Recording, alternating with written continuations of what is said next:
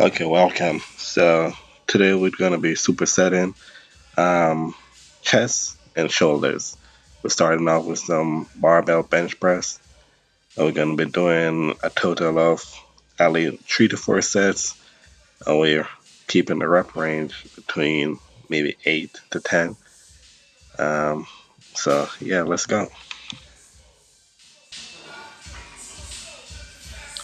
So here I'm doing the seated barbell press, but I'm using unfortunately we no longer have a seated barbell press machines, so I have to manually lift the weight from the ground. If you got a machine, that's best to do it off the rack. But for now, this is what I'm doing.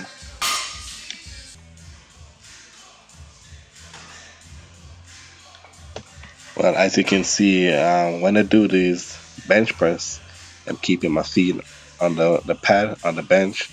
So what that do is alleviate me using my legs as support. The press is pretty much the pressing from your chest upwards. So yeah.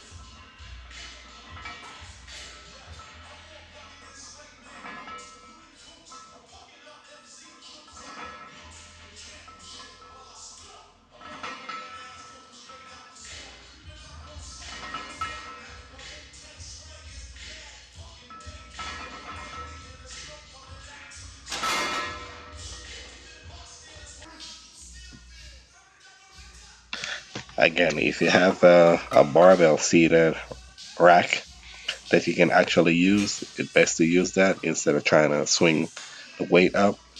Um, if you're going to be swinging the weight up, try to at least ensure that you have a supported belt so you don't pull any muscle, you don't pull your lower back or anything like that. But if you do have that rack, please do use the rack when you're doing this exercise.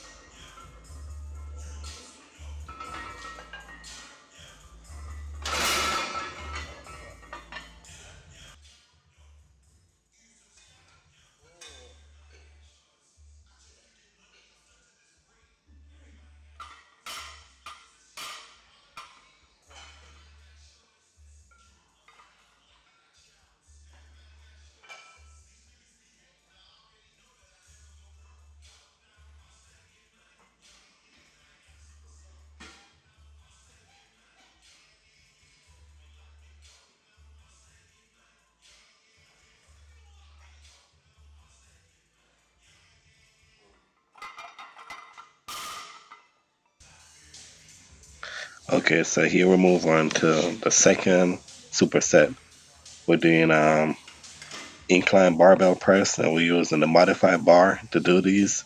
So you get a deeper stretch at the bottom where they actually require you using less weight than you normally use on a standard straight barbell.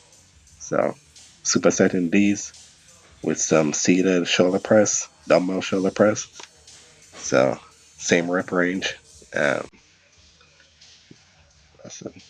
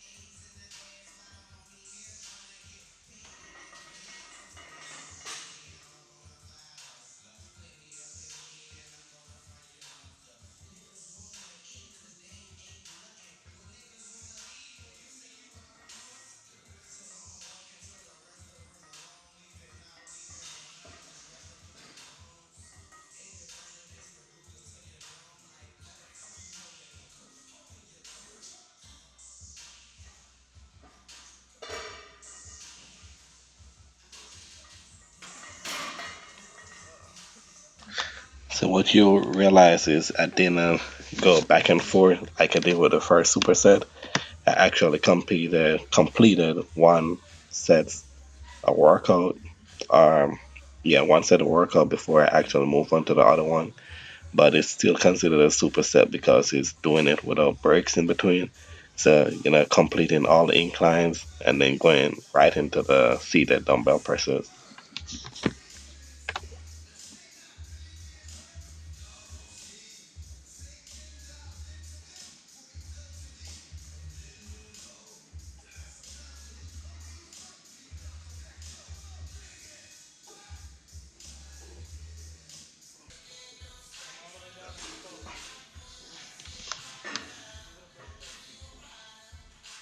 And for the seated dumbbell presses, you want to start with 60% of what your maximum weight would be um, when doing these. So start off with that weight and then move on up at least half, maybe 5 to 10 pounds on each set going up.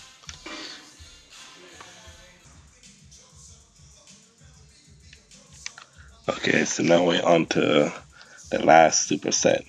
We're going to be doing some flat DB dumbbells flies, and we're supersetting that with some lateral raises, some side lateral raises.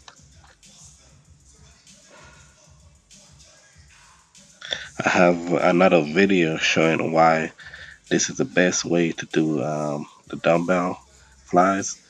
Um, Safer on the joints, and you're actually getting more out of your reps if you actually do it this way, where you're not overextending or overextending the arms, so you don't rip the chest muscle or rip your chest off or any other injury that you can go when you overextend. So this has been the way I've always completed my flies, and it's been safe thus far.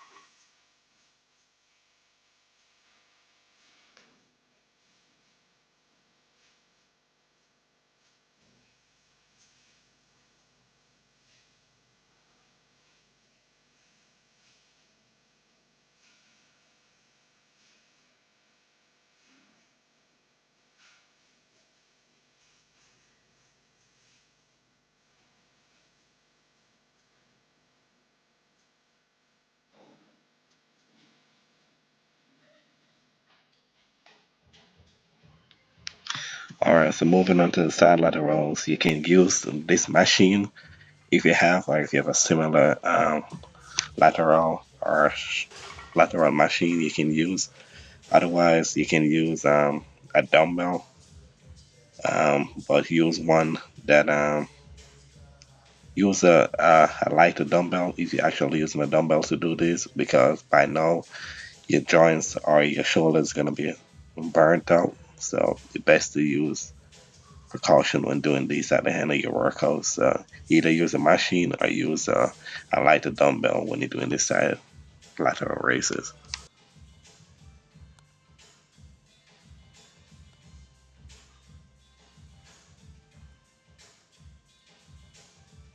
So you can see where I had a plate to stand on when doing this workout. I do this so I can get my arms more parallel to the ground, and pretty much I can get a better squeeze on my delts as I complete this workout.